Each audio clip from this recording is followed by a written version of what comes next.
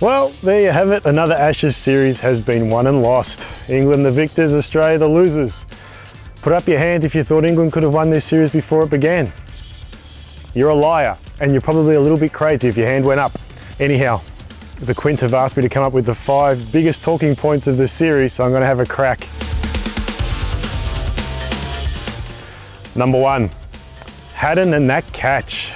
Yes, less than 15 overs into the series at Cardiff, with England on the ropes, 3 down for 43. Joe Root strides to the crease, outside edge. Haddin goes with one hand, puts the thing down. Joe Root goes on to make 134. That could have been the moment that the Ashes were lost, to be fair. Brad, next time you're going for a catch, 2 hands for beginners, mate, not just 1. For the second talking point, we come back to Trent Bridge and a guy called Stuart Broad. It's not often in a lifetime you see a guy take 8 for 15. I doubt I'm ever going to see it again. 9.3 overs, 5 maidens, 8 for 15 is pretty special. I probably haven't done anything like that since the under-12s at school. But in the first 8 balls, Australia had lost 3 wickets. Well done, Stuart Broad. Helped bowl Australia out for 60.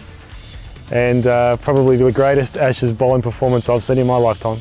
The third talking point about this Ashes was how the captains performed.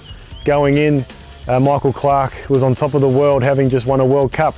Had a pretty strong team and were quite the favourites. Alistair Cook, after a couple of years of pressure, had the world on his shoulders. But it doesn't matter because he comes out the winner. He has a little cup. Michael Clarke's retired, his back has given way. Neither captain could put their hand up and say they've done well on this series. Cook averaging just a tad over 30, Michael Clarke at 15. The fourth talking point of the Ashes was not the current captains but the future captains. Joe Root and Steve Smith was always going to be a pivotal battle in who won the series, and both of them put their hands up and starred. Steve Smith with his double 100 at Lords out of the blocks.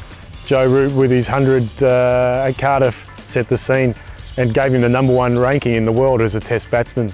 The fifth talking point has to be selection. You put your Mitch Marsh in, you take your Sean Marsh out, you put your Mitch Marsh back in, grab Rod Marsh and shake him all about. You do selection hokey pokey and you turn around. That's what it's all about.